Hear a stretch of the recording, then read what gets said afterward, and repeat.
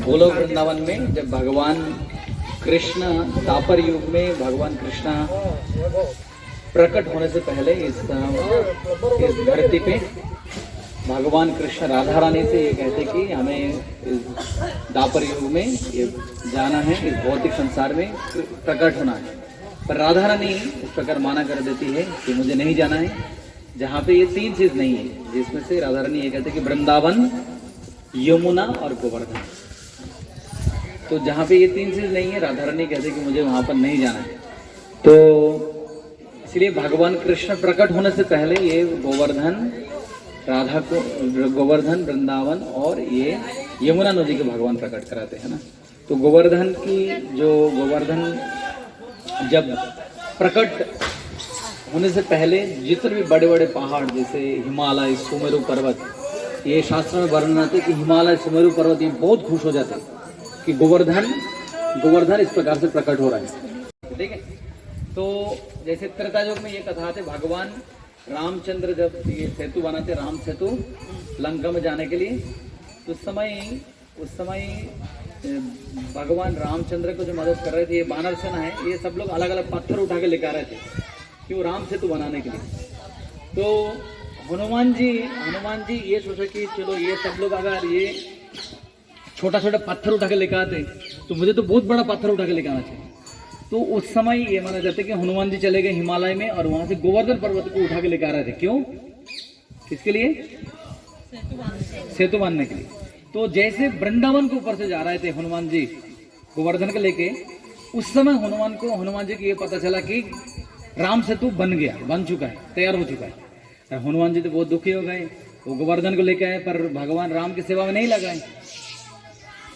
तो गोवर्धन भी काफी दुखी हो गए। गोवर्धन बताए कि हनुमान जी आपने मुझे उठा के लेके आए हिमालय से, पर मुझे लगा कि भगवान रामचंद्र के चरण स्पर्श मिलेगा मुझे।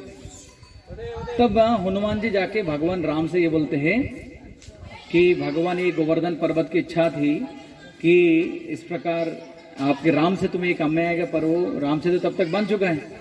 तब भगवान रामचंद्र हनुमान जी से कहते हैं कि इस लीला में मैं गोवर्धन में भाग नहीं ले पाए, पर अगले लीला में मतलब द्वापर युग में जब मैं वृंदावन में आऊंगा उस समय सभी लीलाएं गोवर्धन पर्वत के तलहटी में करूंगा। जैसे इसलिए भगवान कृष्ण के बहुत सी लीलाएं, अधिक से अधिक लीलाएं ये गोवर्धन के तलहटी में हुआ था।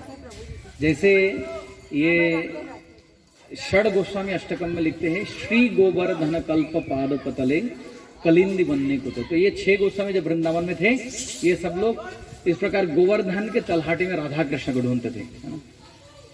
तो इस प्रकार ये त्रेता युग में गोवर्धन की कहानी, लेकिन उससे भी पहले सत्य युग में गोवर्धन की कहानी आते हैं कि उस समय वाराणसी में कुछ ऋषि थे।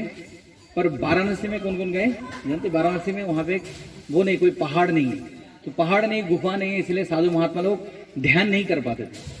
इसलिए उन सब ने मिलकर पुलस्त मुनि को बताया कि आप जाओ हिमालय से एक पहाड़ को उठा के लेकर आओ। तो पुलस्त मुनि जाते हैं हिमालय में और वहां से इस प्रकार हिमालय जो उनके जो पुत्र हैं गोवर्धन को बोलते कि आप आपके पुत्र गोवर्धन को देखिए। ये गोवर्धन एक व्यक्ति है ना, और गोवर्धन का अरेक नाम है हरि वारिय दास। गोवर्धन कौन है? गोवर्धन साक्षात भगवान है। और साथ में गोवर्धन कौन है? भगवान के प्रिय भक्त भी है। तो भक्त भी है, साथ में साक्षात भगवान भी है। तो ये पुलस्त मुनि जो है, पुलस्त मुनि इस प्रकार हिमालय में जाते हैं, बोलते हैं आप आपके जो पुत्र हैं गोवर्धन को हमें दे दीजिए, गोवर्धन को दे दीजिए ताकि हम वाराणसी में ले जाएंगे और गोवर्धन के इस प्रकार गुफाओं में साधु महात्मा लोग ध्यान करेंगे। पर जो गोवर्धन के पिताजी हिमालय वो देना नहीं चाह रहे थे इस प्रकार, पर फिर भी उन्होंने दे दिया। तो गोवर्धन पुलस्त मुनि से ये कहते कि चलो हम आपके साथ चलेंगे वाराणसी में, लेकिन एक शर्त है, आप बिना किसी जगह में रोक के मुझे ले जाना है, बीच में कहीं रुक नहीं सकते। आप जब मुझे ले चलेंगे बीच में कहीं रुक नहीं सकते, अगर आप बीच में रुकेंगे तो मैं वहां से हिलूंगा नहीं। ये कौन बोलते हैं? गोवर्धन। तो इस प्रकार पुलस्त मुनि ले जा रहे थे, लेकिन जब वृंदावन के ऊपर से जा रहे थे तो पुलस्त मुनि को थोड़ा पेशाब लग गया, तो उन्होंने उनके वचन भूल गया, वो भूल गोवर्धन को यहाँ पे छोड़ के वो चले गए। और जब वापस जब आया तब गोवर्धन को, नहीं तो मैं तो नहीं हिलूंगा क्योंकि आपने मुझे वचन दिया था। पर असल में क्या कारण था कि गोवर्धन को ये पता चला कि यहाँ पे द्वापर युग में भगवान कृष्ण आएंगे, राधा कृष्ण लीलाएं करेंगे और गोवर्धन भारी होने लगा, धीरे धीरे गोवर्धन इतना भारी होने लगा, पुलस्तों मुनि की प्रसाद आ गया और वो छोड़ के चला गया। तो गोवर्धन इस प्रकार भगवान की लीलाओं को दर्शन करने के लिए इस प्रकार आते। और श्रीमद् भागवतम में गोवर्धन पर्वत की लीलाएं क्या है, जब वृंदावन में ब्रज में सब लोग इस प्रकार गोवर्धन की पूजा करते थे, लेकिन एक दिन भगवान कृष्ण जब गाय चराने के लिए गए उस समय वापस आके देख रहे थे भगवान कृष्ण के पिता नंद महाराज, उनके चाचा सुनंद, ये सब लोग ब्रजवासी इंद्र पूजा की तैयारी कर रहे थे। किसकी? इंद्र पूजा की। इंद्र किसके? बारिश की देवता है। तो इंद्र पूजा की इस प्रकार तैयारी कर रहे थे और भगवान कृष्ण आके पूछते आप लोग किस चीज की तैयारी कर रहे हैं? बोलते इंद्र पूजा की हम तैयारी कर रहे हैं। क्यों? क्योंकि इंद्र की कृपा से हमें बारिश मिलती। इस प्रकार नंद बाबा ने बताया। कौन? भगवान कृष्ण को। तो भगवान कृष्ण इस प्रकार हंसने लगे, बोलते हैं अगर इंद्र की कृपा से बारिश मिलते और इंद्र पूजा नहीं करने से हमें बारिश नहीं मिलेगी तो आप बताए पिताजी समुद्र में क्यों बारिश होती है? समुद्र में तो पानी की जरूरत नहीं है, फिर भी समुद्र में तो बारिश होती है। ये कौन बता रहे हैं? किसको? नंद बाबा को, है ना। तो कभी कभार हमारे पिता माता भी बोल सकते चलो शंकर जी को पूजा करो, दुर्गा जी की पूजा करो, देवता को, नहीं करना है। किसकी पूजा करनी है? सिर्फ भगवान कृष्ण की। किसकी? भगवान कृष्ण की। ये भगवान कृष्ण शिक्षा दे रहा है, किसी देवी देवताओं की पूजा नहीं करना है हमें। या हम नहीं बता रहे। जब बोलते इस्कॉन के भक्त लोग बोलते नहीं, इस्कॉन वाला ऐसे बोल रहा है, अरे भगवान कृष्ण साक्षात बोल रहे हैं इंद्र पूजा बंद करो, देवी पूजा बंद करो, तुम सिर्फ भगवान कृष्ण की पूजा करो। तो भगवान कृष्ण बोलते कि इंद्र को ये शक्ति मिलती, ये तो भगवान की कृपा से। जैसे अलग अलग जो देवी देवता हैं ये कौन है? भगवान के प्रतिनिधि है।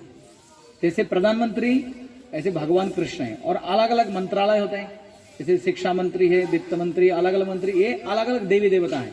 लेकिन अगर आप प्रधानमंत्री के पास डायरेक्ट जा सकते हैं तो आपको मंत्रियों के पास जाने की जरूरत है? तो आप जब डायरेक्ट भगवान कृष्ण की पूजा कर सकते, उनकी भक्ति कर सकते, देवी देवताओं को जाने की बिल्कुल जरूरत नहीं। जरूरत है नहीं। जैसे अभी गणेश पूजा चल रही है, कितने गणेश की झांकी लगा, आपको उधर लगा है? आपके क्षेत्र में लगा है? तो लोग क्या करते हैं, देखो फिल्मों का गाना चला के मस्ती करते हैं, ऐसे लग रहा है गणेश जी की गाना सुनना है। पर ये शास्त्र में क्या बोलते हैं? विघ्नं, ये जो गणेश जो है अपने मस्तक पे भगवान नरसिंह देव की चरण कमल रखे, इस संसार में सभी लोगों की जो बाधाएं दूर करते हैं। तो इसलिए भगवान कृष्ण नरसिंह देव की उपासना करने से देवी देवताओं की करने की जरूरत नहीं है। ये गोवर्धन लीला से हमें एक शिक्षा मिलते हैं। तो भगवान कृष्ण उनके पिता नंद बाबा को क्या बात है, नहीं आपको इस प्रकार करने की जरूरत नहीं है। अगर आपको किसी की पूजा करनी है तो गोवर्धन की कीजिए, क्योंकि वृंदावन में हम लोग गाय चराते, गाय की घास वगैरह कहाँ मिलते? गोवर्धन की तलाटी में। हमें पानी कहाँ से मिलते? गोवर्धन। उस समय गोवर्धन के ऊपर से झरना पानी मिलता था। तो गोवर्धन से हमें सब कुछ मिल रहा है, हमें तो गोवर्धन की पूजा करना चाहिए, इंद्र की क्यों करेंगे? तो इंद्र कुपित हो गए, इंद्र बहुत नाराज हो गए और इंद्र इस प्रकार से बोलते ये छोटे एक बालक के बातों पर आके आप लोगों ने मेरी पूजा बंद कर दी। और इंद्र 7 दिन 7 रात तक मूसलाधार में इस प्रकार रहे, है ना। संबर तक बादल को भेजा, पूरा सब कुछ डुबा दिया इंद्र इस प्रकार से, है ना। लेकिन भगवान कृष्ण उस समय ये 21 किलोमीटर जो है गोवर्धन पर्वत को उन्होंने उठा लिया और सारे ब्रजवासी उस गोवर्धन पर्वत के नीचे आश्रय लिए। तो इंद्र 7 दिन 7 रात सब कुछ खत्म कर दे, फिर भी ब्रजवासियों को कुछ नहीं हुआ। तो इसमें गोवर्धन में हमें एक चीज सीखने को मिलते, देखिए ये जिस प्रकार इंद्र इस प्रकार से बाढ़ ले आया वृंदावन में, सब कुछ तबाही मचा दी, फिर भी वृंदावन के सब लोग खुश थे क्योंकि भगवान कृष्ण गोवर्धन पर्वत को उठाया। और ब्रजवासी जो लोग थे ये भगवान कृष्ण को बीच में रखते हुए नृत्य कर रहे थे। चारों ओर देखिए उनका घर मकान सब कुछ ध्वस्त हो गया, खराब हो गया, फिर भी वो लोग खुश है। तो ये भगवान शिक्षा दे रहा है कि अगर हम कितने भी कठिनाई में रहे, मुसीबत में रहे, अगर भगवान कृष्ण को बीच में रखते हुए हम लोग नृत्य कीर्तन करेंगे तो किसी भी भौतिक संसार में कष्ट हमें छू नहीं पाएगा। हरे कृष्णा कृष्णा कृष्णा हरे हरे, हरे राम हरे। तो ये सब लोग ब्रज में सब लोग भगवान का नाम कीर्तन कर रहे थे, रासलीला की उन लोग भगवान कृष्ण उस समय चारों ओर इस प्रकार स्थिति चल रहे हैं। जैसे अभी कुछ समय पहले लॉकडाउन चल रहा था ना कोरोना के कारण, हमारे भक्त लोग बोल रहे थे ये पहला लॉकडाउन है, 7 दिन के लिए इन लोग लॉकडाउन हो गए। कहाँ पे? गोवर्धन के नीचे। तो ये गोवर्धन पर्वत को इस प्रकार से भगवान ने उठाया। इंद्र की गलती समझ में आ गई और इंद्र इस प्रकार से आके भगवान से माफी मांगते हैं। भगवान की जो प्रिय गाय है सुरभि गाय के पीछे उनकी पूंछ पकड़ के चुप चुप के आते, भगवान कृष्ण से माफी मांगते, भगवान कृष्ण क्षमा कर देते और इंद्र सुरभि गाय के द्वारा सभी देवता लोग भगवान कृष्ण का अभिषेक कराते। और जो सभी देवता लोग भगवान कृष्ण का अभिषेक कर रहे थे, उनके अभिषेक के जो पानी है उससे ये कुंड बनते हैं। इसका नाम है गोविंद कुंड। तो इस प्रकार ये भगवान कृष्ण गोवर्धन, तो हम जो वो लीला बता रहे थे, पुलस्त मुनि के कहने पर भी ये गोवर्धन हिल नहीं रहे थे, तो पुलस्त मुनि उसमें श्राप दे दिया कि मैं तुम्हें श्राप देता हूँ गोवर्धन, तुम हर रोज एक राई के दाना के बराबर नीचे मिट्टी के नीचे जाते जाओ। इसलिए तिल के दाना के बराबर नीचे जाओगे तुम, नीचे मिट्टी में डूबते जाओगे। तो इसलिए गोवर्धन पर्वत धीरे धीरे धीरे धीरे छोटा होते जा रहा है इस प्रकार। नहीं तो आप पहले एक समय राधा कुंड से गोवर्धन को देखते थे। तो ये माना जाता है कि गोवर्धन पर्वत कलियुग में जब तक ये दिख रहे हैं हम लोग गोवर्धन पर्वत, तब तक कली का असली प्रभाव हम नहीं देखेंगे। इसके गोवर्धन जैसे अप्रकट हो जाएगा, कलियुग का असली रूप हम लोग देखेंगे। तो ये राधा कुंड, श्याम कुंड, हम जहाँ से शुरू किए वो गोवर्धन क्षेत्र में आते हैं। 21 किलोमीटर में राधा कुंड, श्याम कुंड गोवर्धन के 2 आंखें के बराबर माना जाता है ना।